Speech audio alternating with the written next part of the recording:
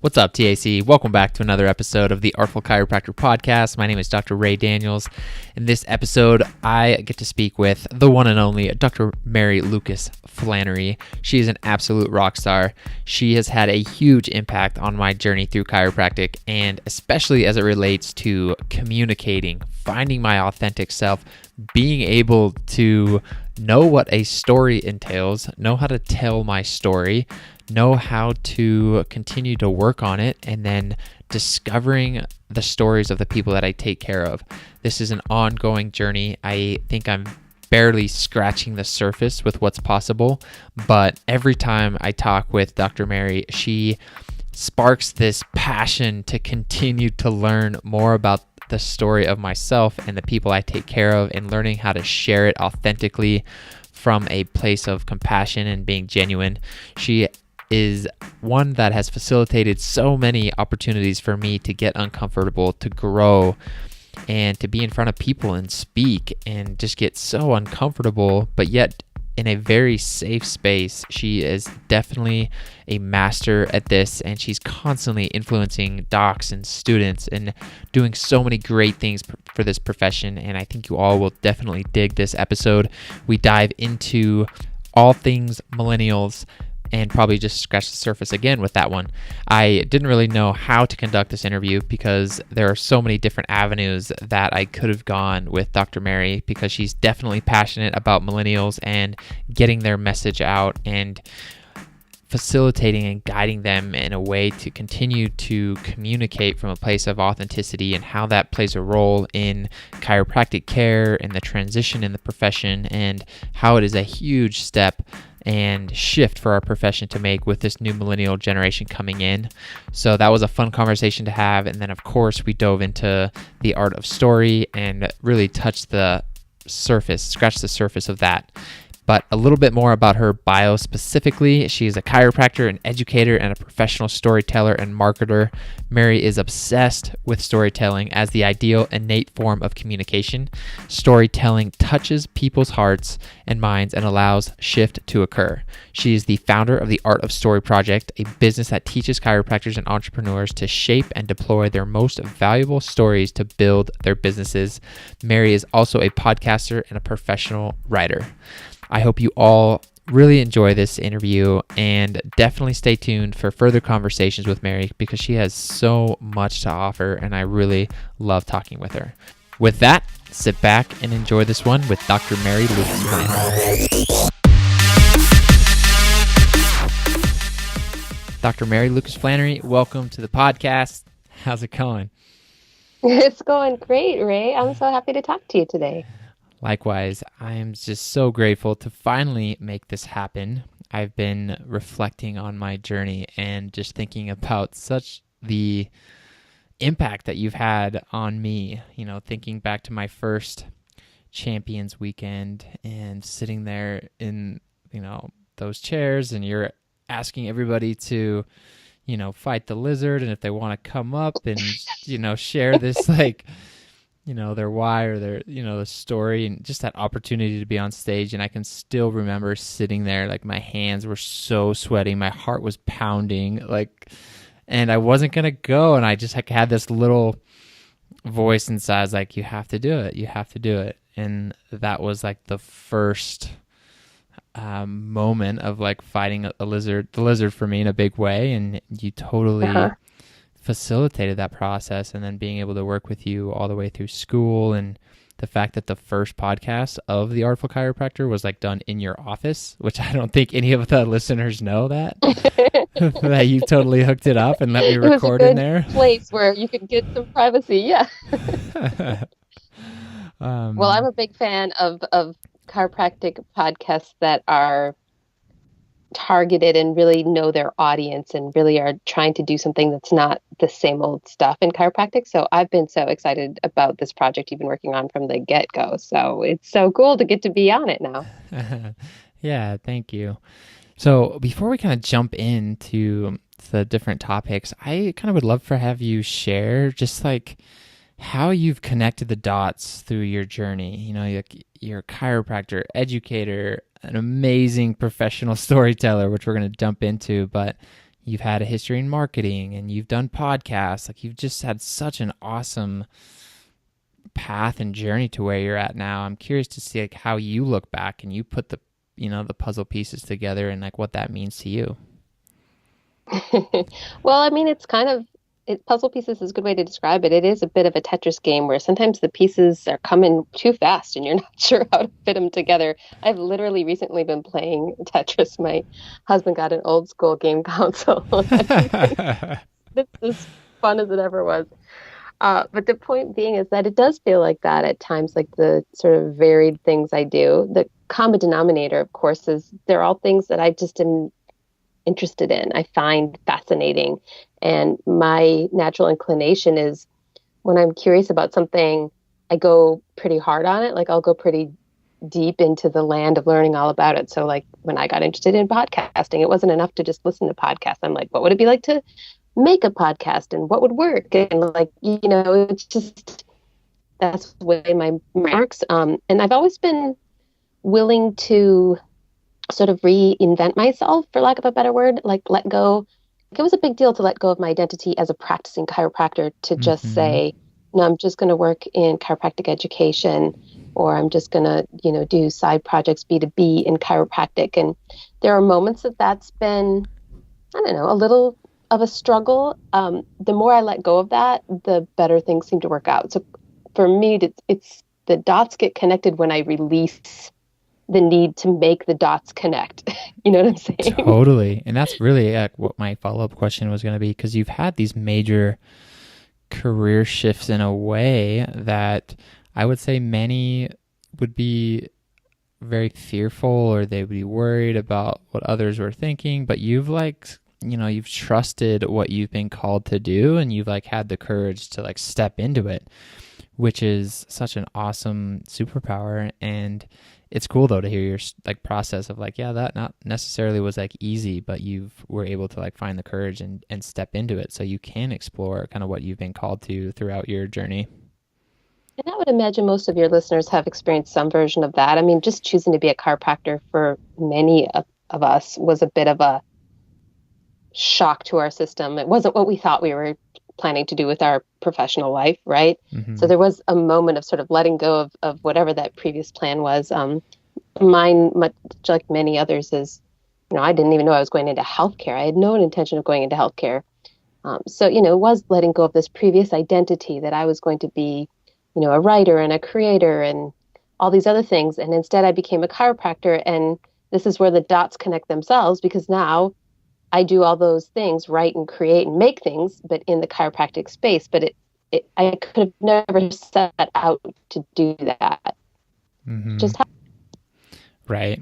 And so many chiropractors wouldn't be able to kind of access kind of the gifts of your journey and now how you're able to teach. If you wouldn't have done that, if you would have stayed a practicing chiropractor, in my mind, so many people in a way would be missing out on such a huge piece of what is needed to evolve our profession, that it's so cool to be able to look back and be yeah, that plus that plus that now creates this.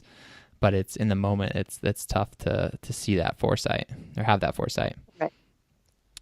Cool. So yeah, I mean, I love go ahead. It's an old quote by I think it's Jack Canfield. I don't know. It's one of I should know who I'm quoting, but it's one of the old school, Zig Ziglar-y kind of motivational people.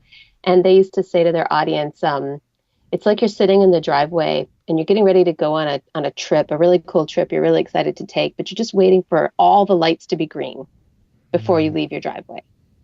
And that when we do that, we get stuck because we're just waiting for everything to make sense before we undertake, the path. And he says, you have to leave the driveway. You can't wait for all the lights to be green, because all the lights will never be green. Mm-hmm. So that's such a great example, great analogy. And because then also by, if I wait for all the lights to be green, and then that's basically what I'm showing other people. Then I'm I've had to wait, so now you get to wait. Whereas if you just take that journey, then it's you give other people permission to do the same. Right. And you might hit some red lights on the journey, but that's fine. So you just sit at that red light until it turns green, and then you keep going. Or if it's a broken light, then you back up and you take another path, like there's a million ways to get there. Right. All right, Mary. So let's jump in. This first topic is going to be millennials, and there's just so much in this conversation, and I'm so excited to have it with you, because I would say most of our listeners are in that millennial generation, and this is going to be a really cool conversation.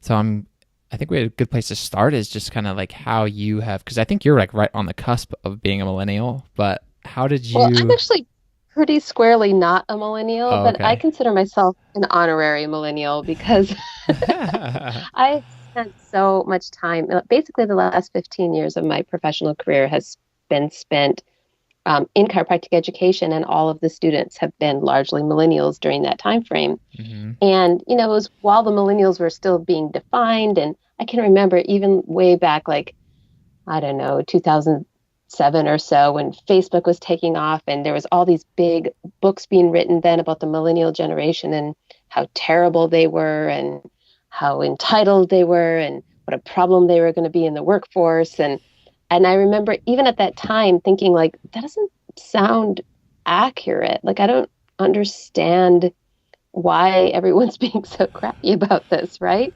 Right. But I just released it. And then as that language kind of really started showing up again in the last couple of years, there's all these constant articles.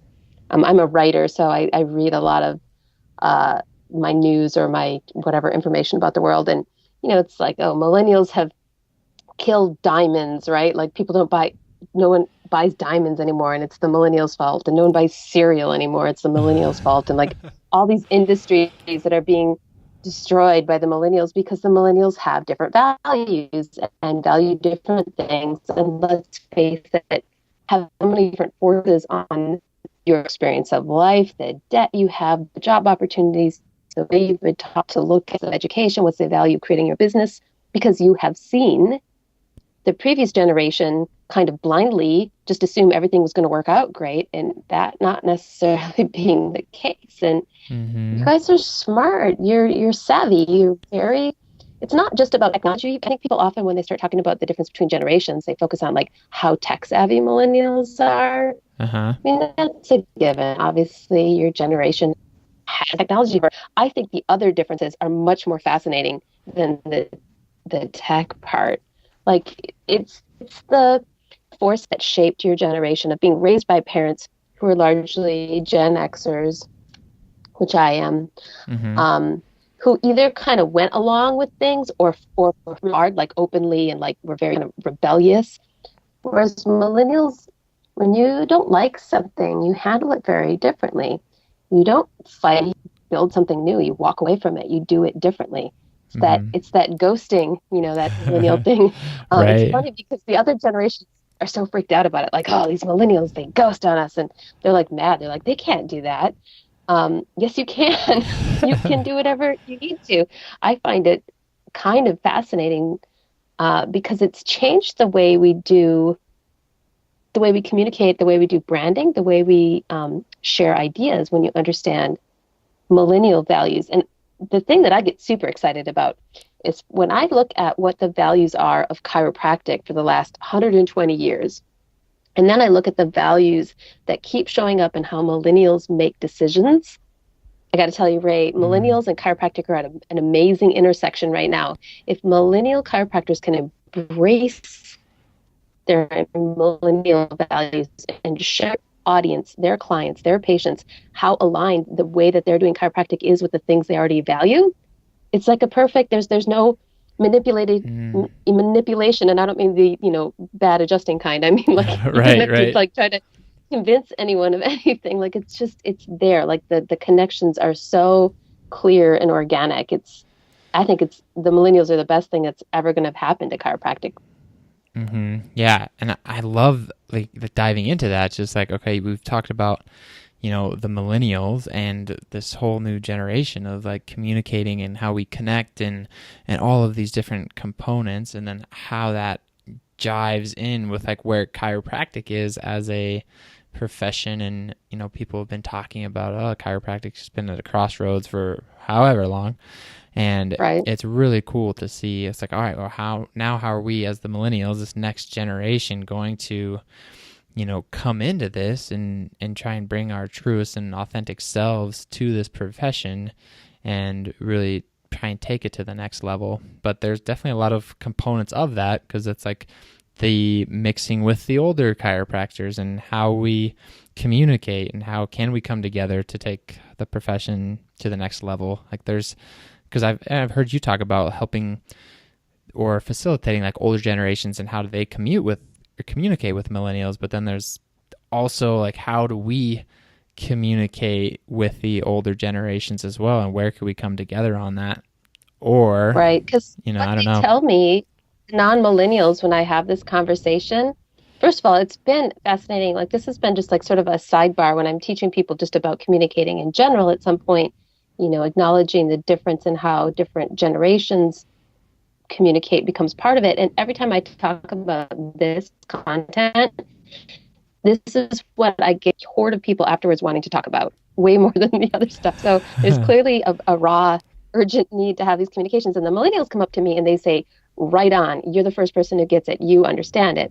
And then the non-millennials say, what you said really challenged me, and I want to like kind of confront you about it, not to make you wrong, but they're like, they don't quite know if they can believe what I'm saying. Like, it's really interesting. So when I look at it, like some of the things I see in millennial values, it's like millennials are actually very traditional, which sounds weird, but it's more like neo-traditional, right? Like millennials really care about community and connection and the people and where they're from. I mean, these are very traditional values, actually, right? Right. So as modern as you are with your technological whizziness, you are very traditional, and that goes back to like, how does that tap into what we value as chiropractors? Like, it's this much more traditional way of looking at health and understanding, the value of a community and connecting with your patients and making this thing that they do in your office be more than transactional and be meaningful, right? Like we've already, like it's already baked into the way you already know how to communicate.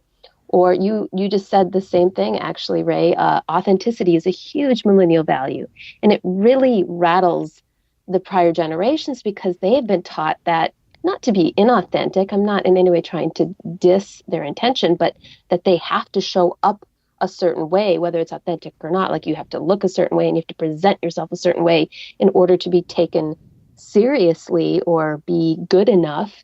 And the millennials kind of have rejected that. And I'm grateful for that, because I don't think that makes you a better doctor or a better connector or a better leader in your community when you're trying to show up in a way to impress other people versus just being you. I mean, your best you. I'm not saying like the version of authenticity that's like, I want because it's real, like that. No, don't be a jerk, right? Yeah. But be okay with that you do it differently. So when we start to look at those things, there's a big difference.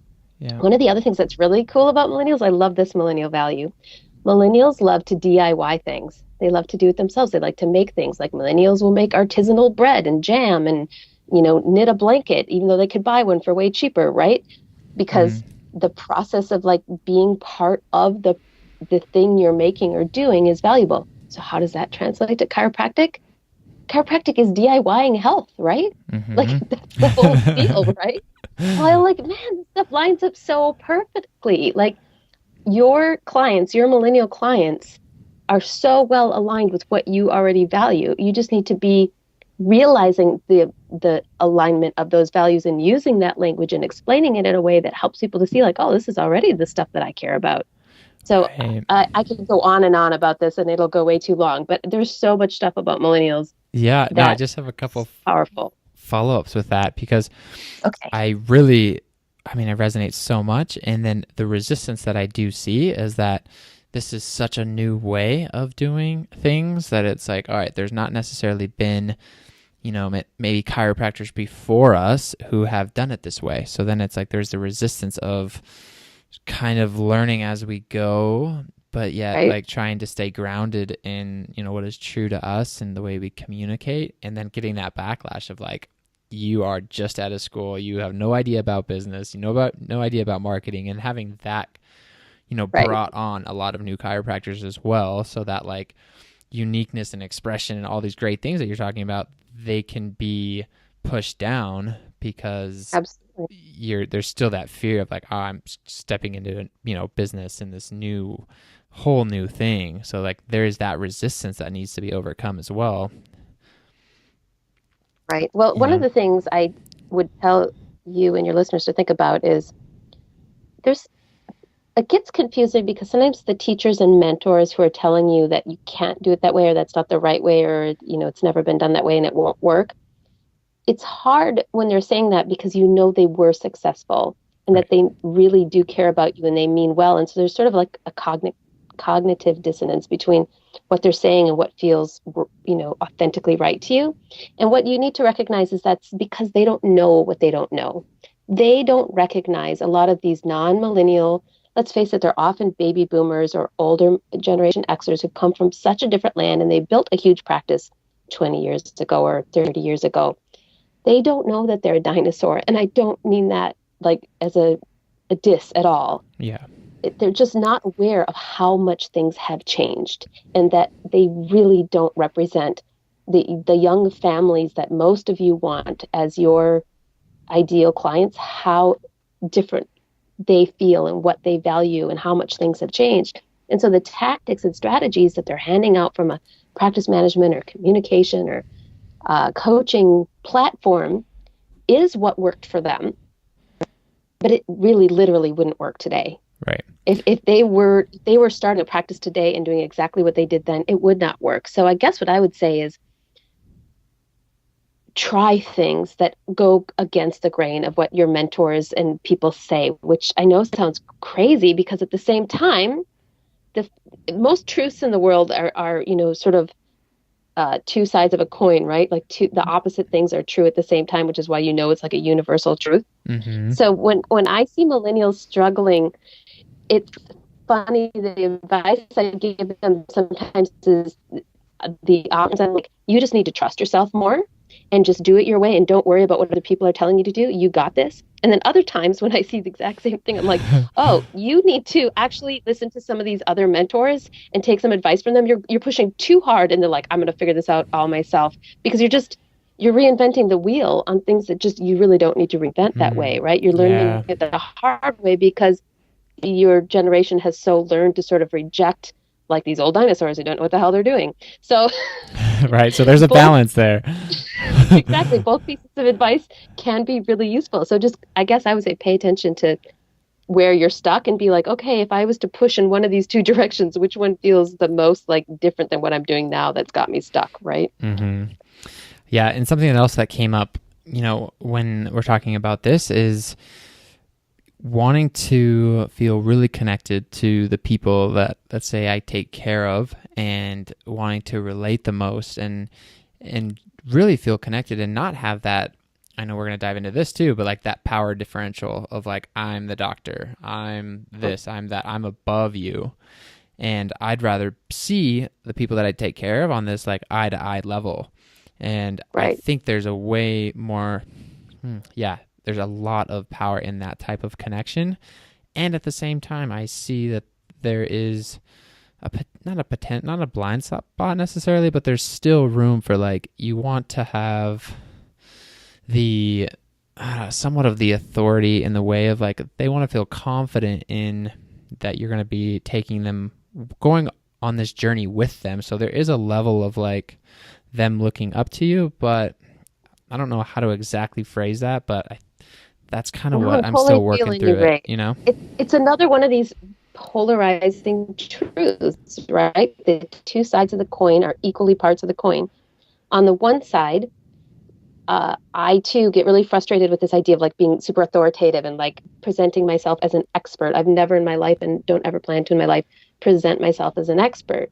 But that doesn't mean that I'm not very certain and Mm-hmm. very confident and very comfortable with things I've studied a lot. But I'm also very internally conscious that I don't know everything. And at the moment I think I've got something, totally handled or understood, that's the moment I stop learning and stop progressing, which can't ever happen if I want to have the life that I want.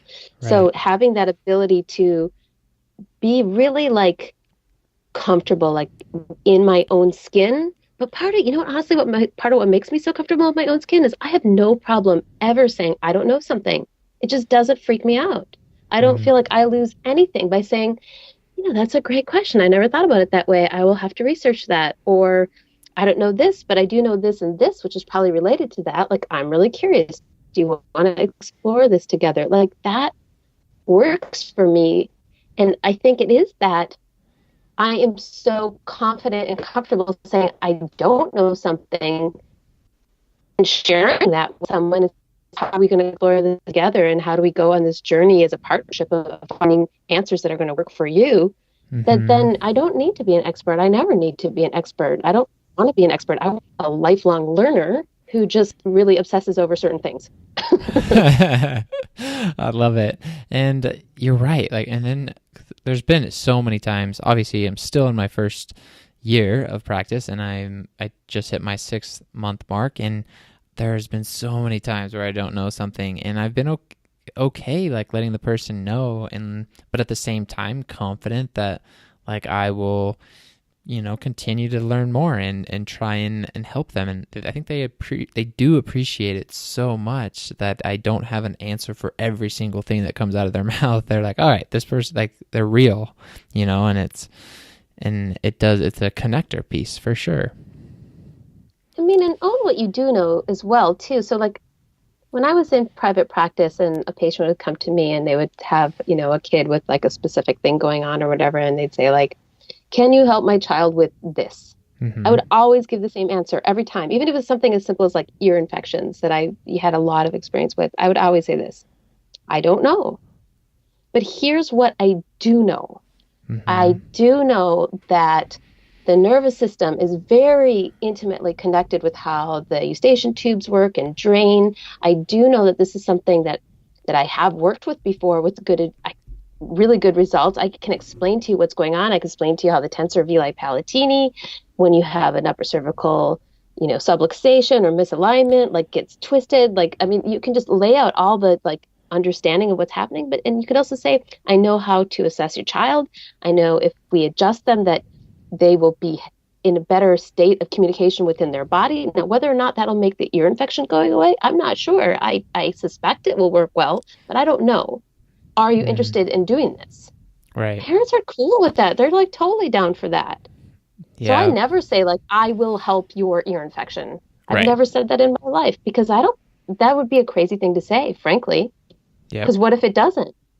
What if this is something where that's the one rare case where it isn't the, magic solution? Why would Mm. you say that? It just undermines you. So I love in practice just saying like, that's a great question. Let's find out more. Let's do some research together, right? Mm-hmm. That's such a great point. I'm definitely going to use that. I don't think I've articulated it like that, but something along those lines for sure. But I think that will really, really help of just, yeah, having that certainty in what we do know. And people will definitely appreciate that we're not, saying I can help with all of these different things and going so wide with all these different questions that they are looking to have answers to.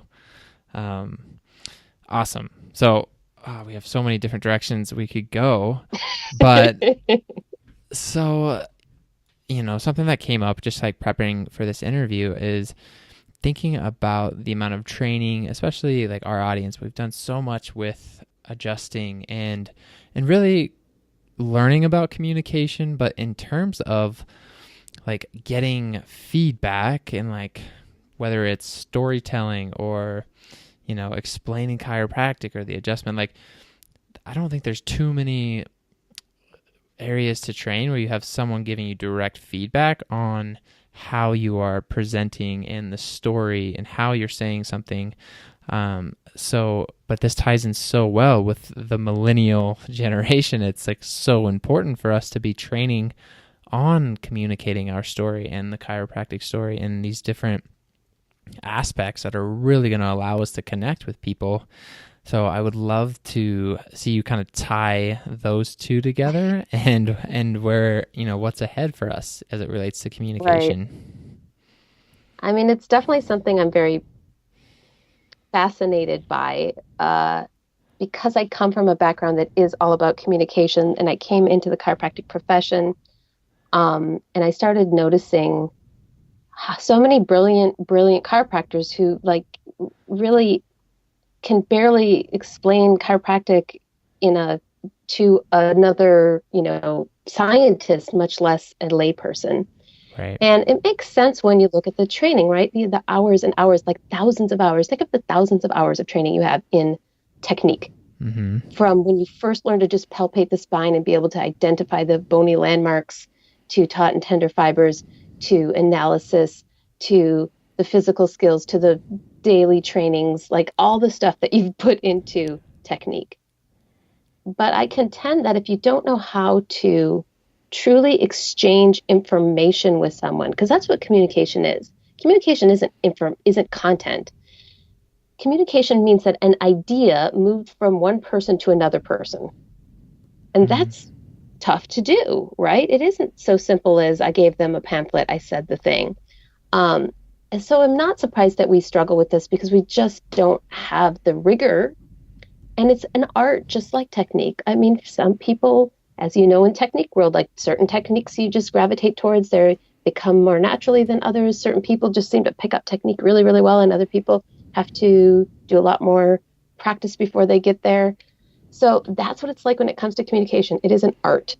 And Mm-hmm. it's an art that we all can do, but we have to practice and we have to get feedback and we have to have repetition and we have to like make ourselves vulnerable. I mean, remember the first time, even in palpation class, I don't know if you felt this way, but just like putting your hands on someone else felt really weird and vulnerable, and you were like kind of out on a limb, or that very first adjustment you ever gave, or the first time you ever thrust into somebody and you were like freaking out, like I'm really going to do this right now.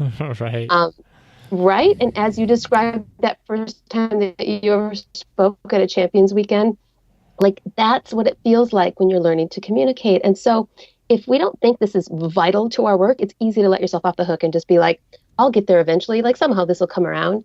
I think we should be training and communicating like we train in technique. Or like think of how you practiced for the boards. Like, why are we not practicing for our, report of findings like we do when we were, studying for the boards, right?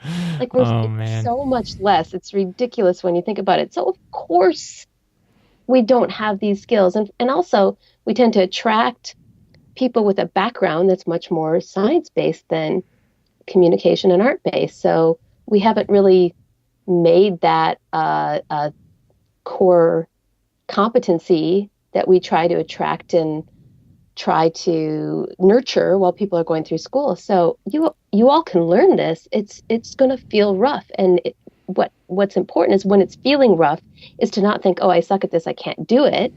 Is to Mm-hmm. recognize like, oh, I'm new at this, and I need to keep working at this and get some great support while I'm doing this, and I will get there. Just like you were when you started to learn technique. Right. And speaking of support, I vividly still remember when we went on our first workshop with a group of student champions and got to go through this storytelling workshop with you and had the elements. And I was like, holy cow, there's so much to this and like breaking it down. And it And that was like a was 2-day retreat, right? It was like, I don't two know, it was days. like we Yeah. did 20 hours of work, jammed into 2 days with, the way that I would conduct these workshops is, I teach the content and then give assignments, and then everybody would have to come back and deliver the assignment, like do a communication skill in front of everybody and get feedback from the group, and then go and tweak it again and do it again. Like it's very intense, right? Right. But it was But just so like safe technique, though. yeah. Yeah. What do Sorry, you think cut you out. learned that day? What do you remember?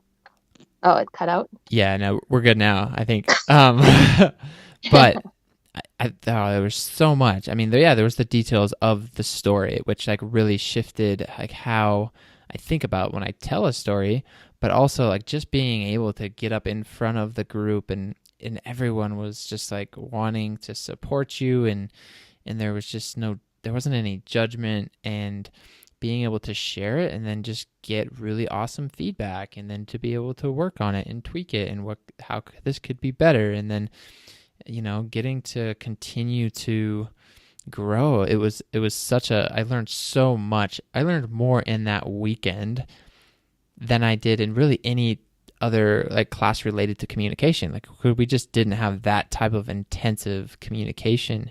And it's crazy, like being in practice now, I'm like, holy cow, like every single day I'm communicating, and there's so much more to learn.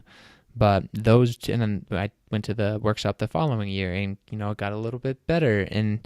But I just would have given anything to be able to have that all the way through school, especially thinking about day twos and a report and just daily communication with people and giving analogies for people, and just like you said, the stories allow people to, I think you refer it to as suspending the disbelief. Mm-hmm. And there's so much to that for people, especially as it relates to chiropractic with what they have going on. Yeah, I mean, the reason I get obsessed with storytelling, there's a lot of stuff that goes into communication, and I've taught for the ICPA for a while. I was doing a 12-hour series for the ICPA on communicating chiropractic, and we would do similar things with this, as you and I did on those retreats. Just finding different ways. And there's a lot of techniques and things to be talked about, but stories at the heart of what I teach, because I find that learning storytelling is like one of those key skills that trickles into absolutely everything you do. It's like one of the fundamentals. It's sort of like understanding like how to read. Like once you know how to do this fundamental thing, you can apply it to storytelling. Would show up in how you interact with the patient, even on the very first day, on your initial report of findings, on your re-exam, and your recommendations for ongoing care. It would show up in your website. It could show up in a one-on-one. It could show up in your healthcare class or dinner with the doc or whatever public education formats you do. Like these core concepts. And it's not just even how to tell a story. It's like your state of intention around communication shows up in the learning how to tell a story.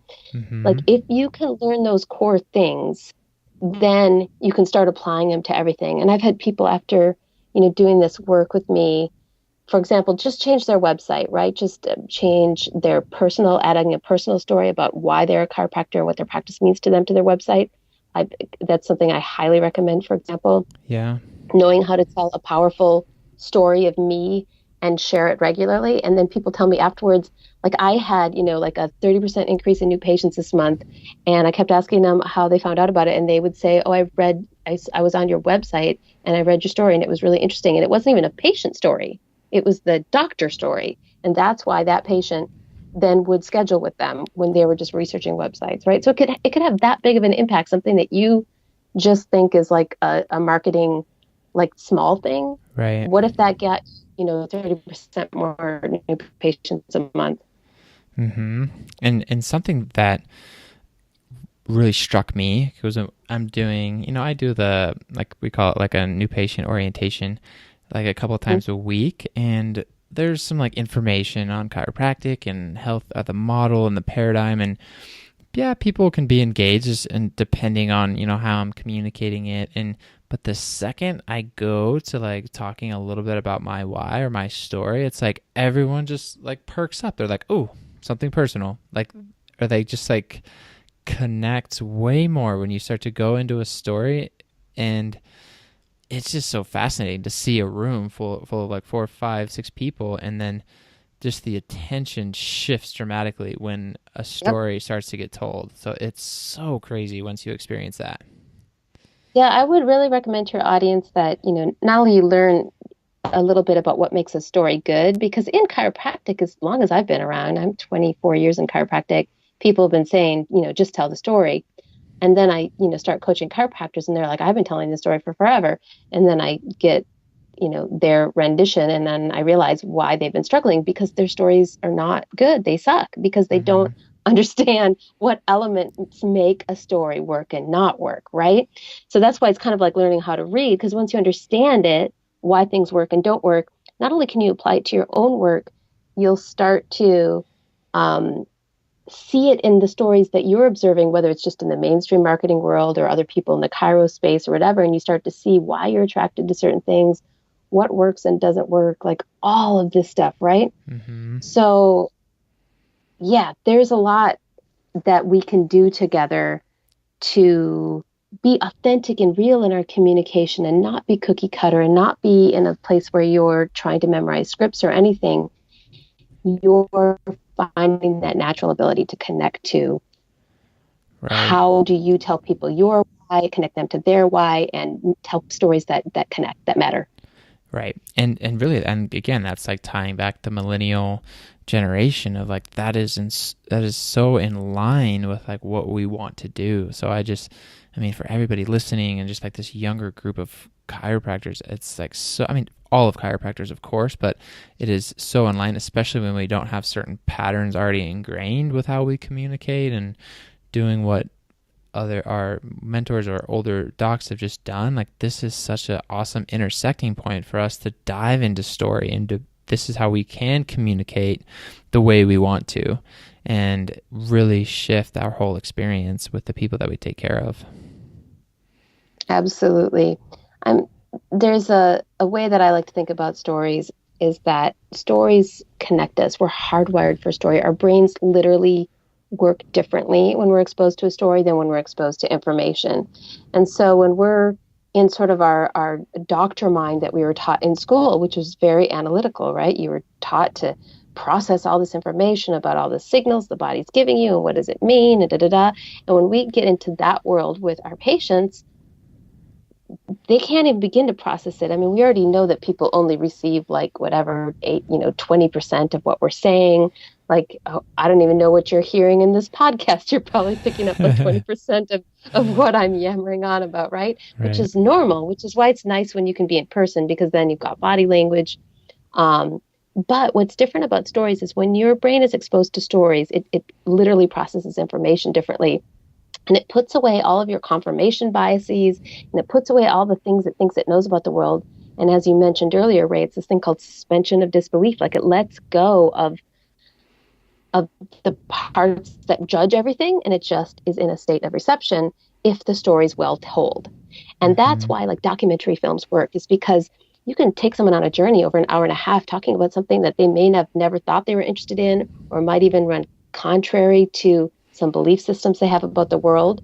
But if the story is authentic and well told, at the end of that story, even if it went against what they thought previously, they'll be curious rather than rejecting that information because you've opened this new possibility in their way they see the world. And Mm. that's what we as chiropractors are dealing with. Like we're in a place where people think they know what chiropractic is and they think they know what health is and they are open to something new. They know that it's not all quite working the way they want, which is why they're trying something new like chiropractic. But we're trying to prove to them that chiropractic works instead of open up the possibility of them just going on the journey and discovering it for themselves. And Right. story allows us to do that. And that's something that I've been really thinking about this the last part of school. I'm like, okay, yes, you help them with their pain on some level, and that's it. Then yes, they're going to refer people who have a similar pain or whatever it is. And yes, you can build practice that way. I think that's how most, if not all, have like built their practice. But if you can share the story in a magical and real way of what chiropractic is, to the point where the person that you're taking care of, maybe they came in with a certain type of physical pain or whatever it was, and they got the story, it's like they could tell that story and then someone else could come in not just based off of the pain, but the story that they told about, actually, this is chiropractic. And there's such an art to it, but like, I don't know, I'm just so I envision one day of people coming in based off of the story and the possibility of what's possible for their health rather than just the stock help me with my back pain. And that's where the art of story, I think, is so powerful.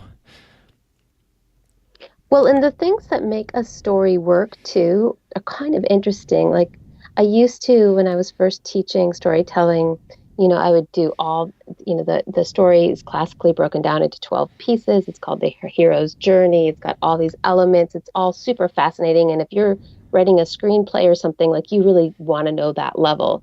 But for, you and I and the way we're using story, that's unnecessarily complicated, right? And Mm-hmm. so I've reached a point now where I actually, most of the time, I break it down for people I'm working with to three elements, which are the beginning, the middle, and the end, which anyone listening would be like, well, no kidding, Mary, I already knew those three parts. But each of those parts has a specific value and has to be done a certain way for it to work. And so when I see stories fail and be not connective, it's because one of those three elements is either not present or is not present in a valuable way, in a meaningful way.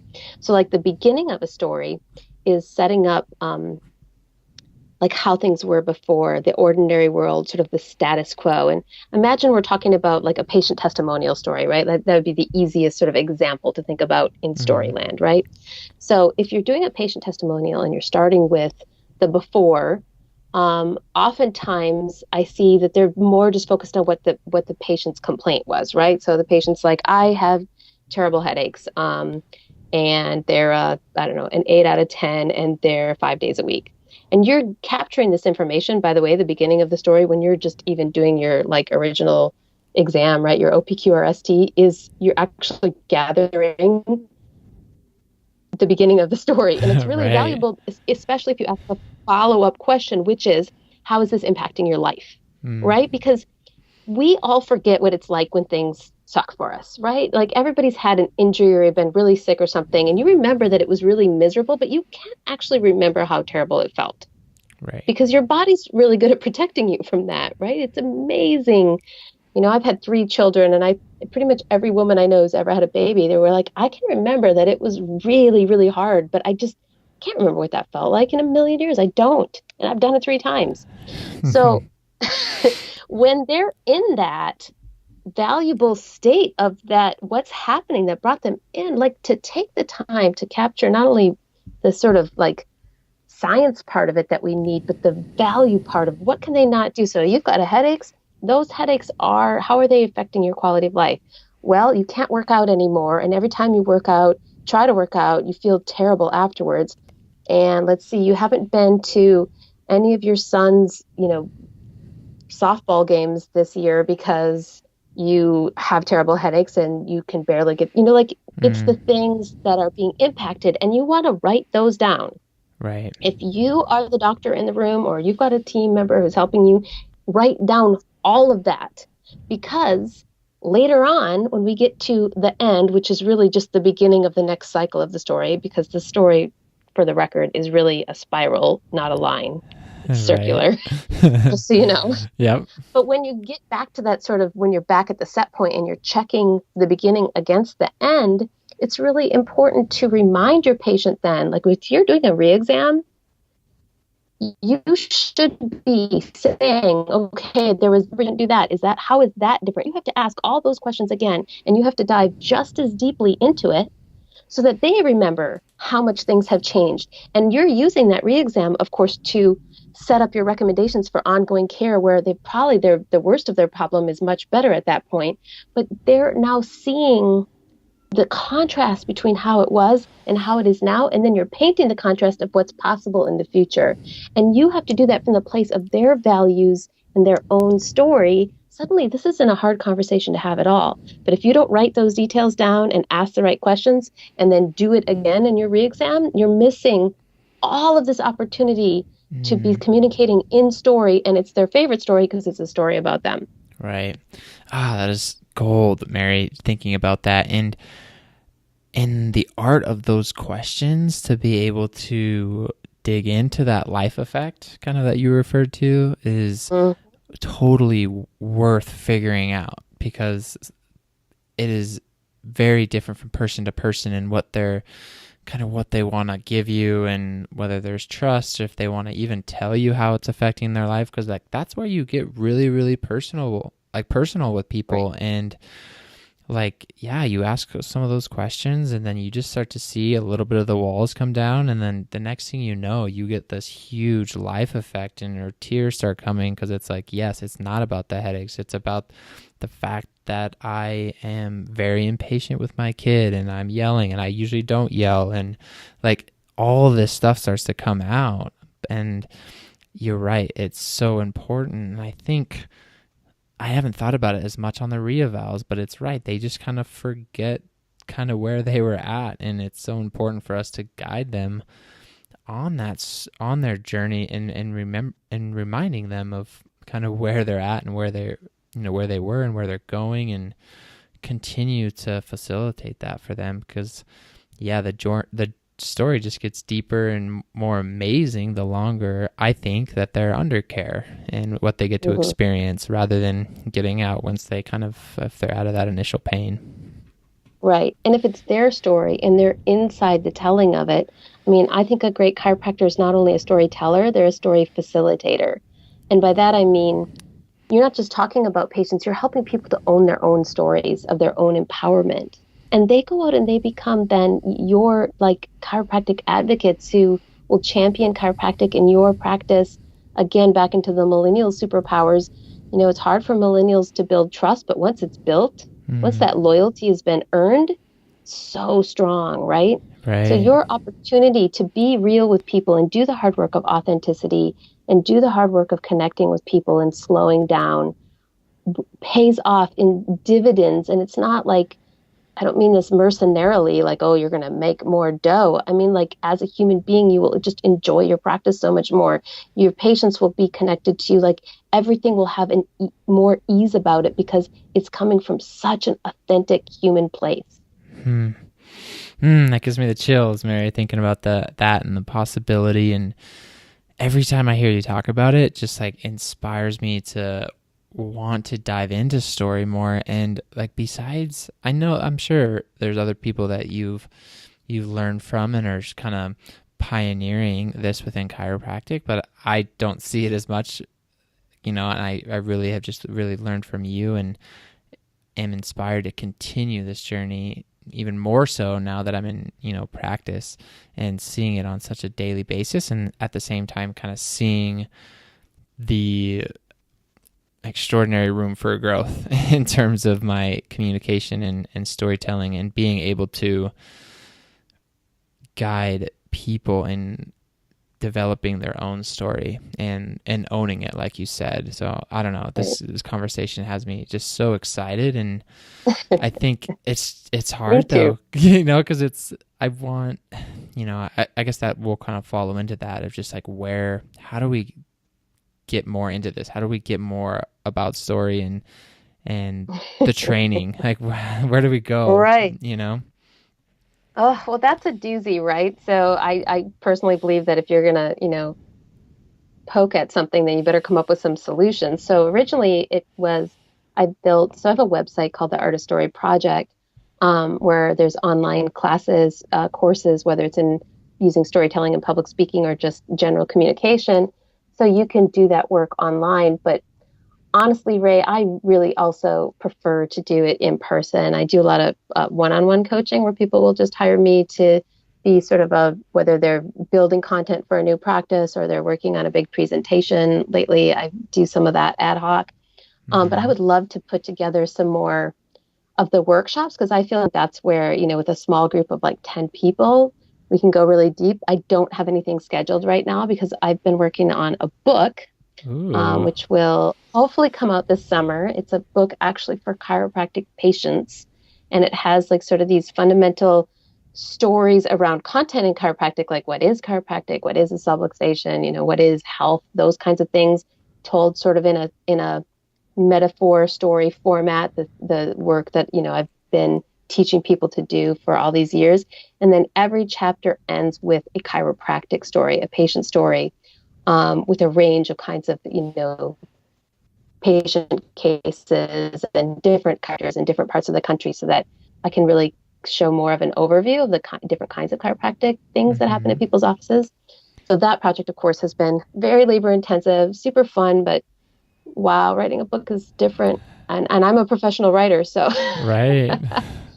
right now I'm in the editing phase. I have a editor, and she has sent me like most of her notes. So now I'm in the rewriting phase, and boy, rewriting a book is even harder than writing a book. I think it's pretty nuts.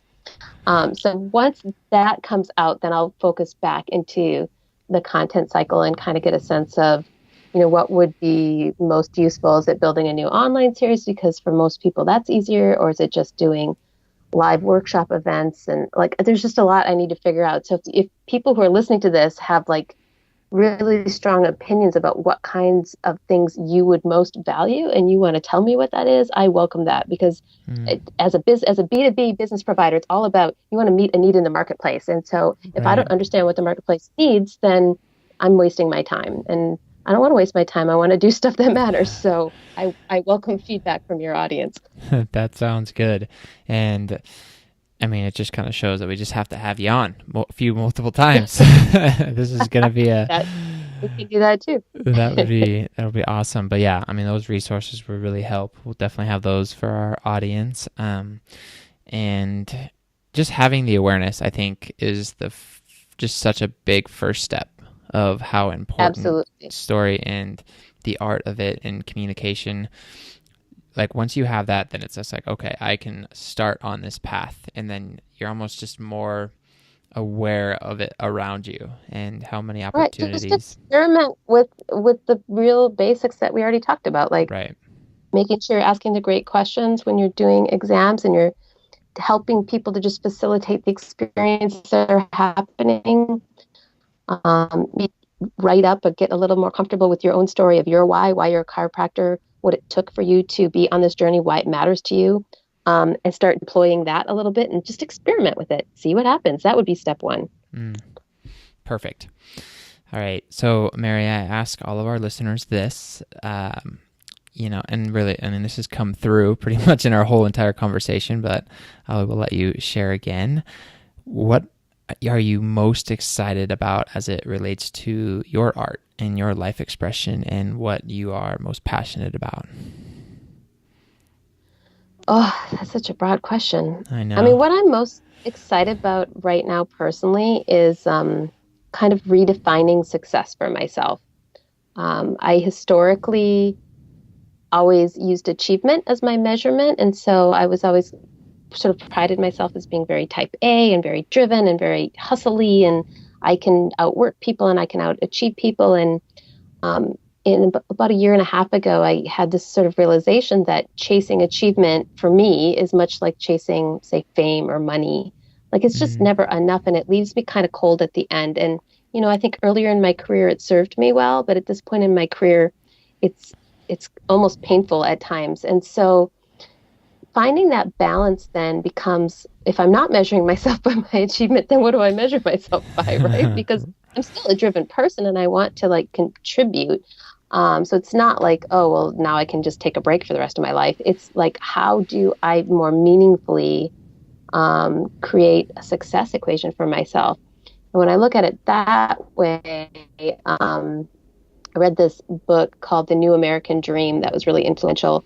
Courtney Martin wrote that book, and it's again about sort of redefining success. And she says that our success is in our relationships, and it's in the wealth of who we know and how we connect with other people and make a difference in a community. And when we're acquiring resources and knowledge and assets, that it's about sharing it with a meaningful community, not just with, like our immediate family. Like that's what really brings people happiness and joy. And that felt really resonant for me. So redefining success and finding ways, whether it's daily or weekly or monthly or whatever, to sort of be aiming at something, still being goal oriented, but not have it be this very fleeting, like, oh, I didn't write that book fast enough and my last, webinar didn't get enough people on it or whatever. Like I used to get really stuck in that stuff. You Right. could look at all the things I've achieved and think I've achieved a lot, but I can always find somebody who's done, 10 times more. So I'm trying to release that part of it and really focus on those more resonant values of success for me. So that's what I'm excited about, is continuing to do that work so that I have a higher quality of life in my work and less of the sort of it's never enough feeling. Right. And that's it seems that so many of us have a similar type of view of achievement and success. And once you do like achieve that thing that you were going for, it's like there's always the next thing, and that it's such a small time period where most of us don't even appreciate that moment for very long until we're on to the next one. So if you think about having your happiness, or joy tied into those small moments of achievement, then it's just like that's an overall small amount of your life versus, the cliche of like the journey and there's the process of going for it and finding joy in those moments as well. Yeah, it's so important because I think that resonates with me big time. And it's a daily like reminder of trying to ask myself, all right, well, like, am I only going to be happy when I have that next thing or get to that next hilltop? Or can I, enjoy the process of getting there? Because you're right, you still want to aim for certain things, but it's like you can still have that validation, that internal validation of the journey of going for it. So I'm glad I brought that up. I think a lot of our listeners will resonate well with that. Mary, what about the daily practices? Do you have anything that you're doing consistently right now that's like really contributing to your ability to serve? Well, my daily practice lately has been more focused on the book. I, previously would have more of like the morning ritual with multi-steps, but the book requires more deep work. And so I still have a short morning. So it was more about, just get up and work on the book. And then, on the days of the week I go to the gym. So those are shorter mornings, and the other mornings, just focusing on the book. Versus normally what I do when I'm not trying to write a book is I meditate, work out, usually do some reading and journaling. So it's sort of that classic morning ritual with multiple steps that I don't necessarily do all of, but just having that morning time that's about personal development and not about accomplishing anything has definitely served me in my life. But right now my mornings are about accomplishing writing the book. Right. I love it. And that was something when I was, doing some of these podcasts in your office, I would look over at the board and you just would have like deep work, like circled or like highlighted. And it's like, it seemed like a reminder of like, yes, I have a million things, but like, am I getting the deep work done? But that was, and Deep Work is another great book for your listeners. There's a great book by someone named Cal Newport called Deep Work, and he talks about the value of being able to really cordon off time for projects. Like, I'm not talking about, your day-to-day office time, but if say you're building, I don't know, a new website or a new practice module or if you're projecting something, your ability to do great work, if you can really cordon off time. My methodology usually for that is I do what I call a work retreat. So if I'm like writing a new module for a class or something, I will rent an Airbnb, sometimes with a friend who also wants to do deep work, sometimes by myself, and I just get away from everybody for 3-4 days. And I'll work like a 16-hour day. Like I'll work all day long because I'm just so focused deep into like the creation mode. And you get into that flow state where it's kind of timeless. And even though you're doing a crazy amount of work, it feels really good and fun and just maybe not effortless, but like what you're supposed to do. Like it just feels right.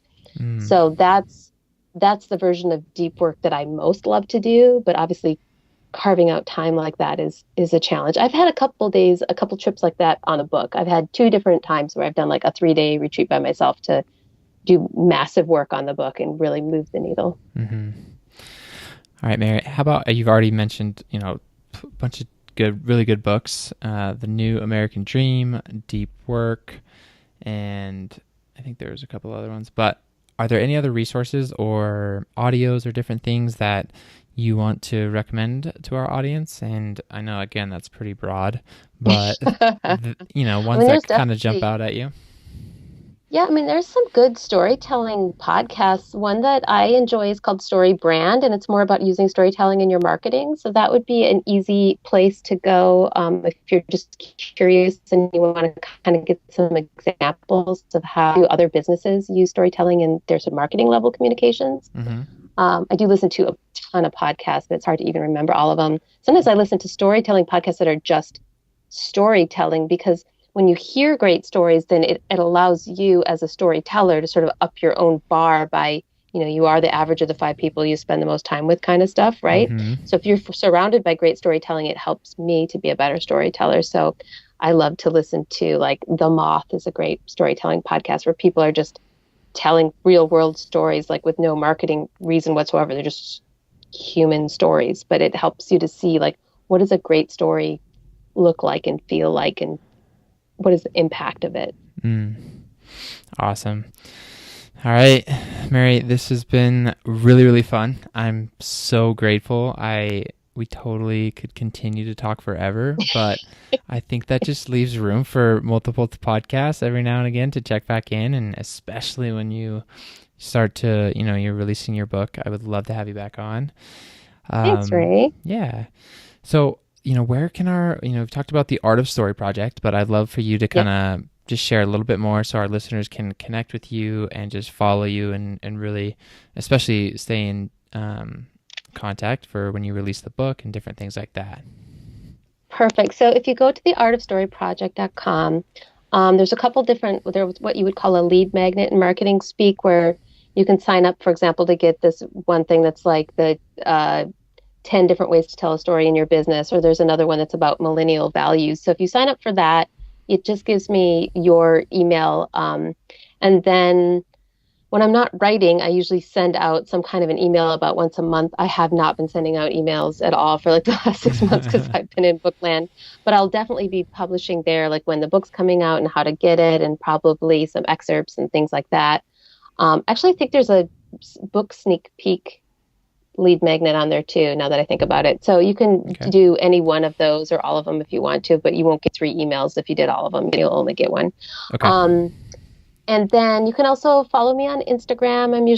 I'll definitely, as I'm getting closer to putting out the book itself, I'll be putting a lot more content on Instagram. That's my preferred social media channel. And I'm Mary Lucus-Flannery there. Lucas is spelled Lucus, not AS. So if you can't find me, you're probably spelling Lucas wrong. And then I've also been lately a lot more on LinkedIn. I've been publishing more articles on LinkedIn and kind of using it more. So if you're interested in seeing some of my writing or what I'm working on, LinkedIn would be a good place to look as well. Awesome. I will have all of those in the show notes for our listeners and on the website and stuff. And then awesome. So Mary, we've covered so much, but is there any final words or requests for our audience members that you would like to leave them with? My only final words would be to believe in yourself and trust in yourself, and be willing to try the things, even though they're going to feel awkward. That know that that's okay. It's normally awkward to try new things. Trust me, I feel awkward doing new things as well. And just keep trying, and reach out to people around you if you want feedback, because that's how you really grow. Awesome. Thank you so much. Again, appreciate you so much. And I'm really grateful for the time that you've given me and our listeners and what you're doing for this profession. We desperately need it. And you're awesome. You've had such an impact on my journey, and I'm so, so grateful. Oh, thanks, Ray. We'll talk soon.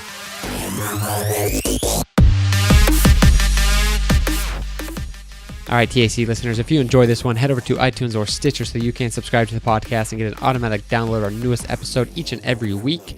While you're at it, we would love a review, a comment, a rating, anything that will allow us to reach more docs and more students and continue to raise the bar in chiropractic performance training. If you haven't yet checked out the artfulchiropractor.com, you can do that for show notes for this episode and previous ones, along with any of the resources that our docs are dropping.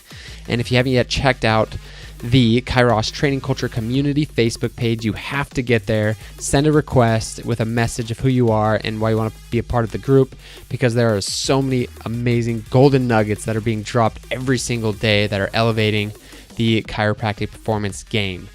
So with that, I hope you all have an amazing rest of your week as always, and until next time, peace.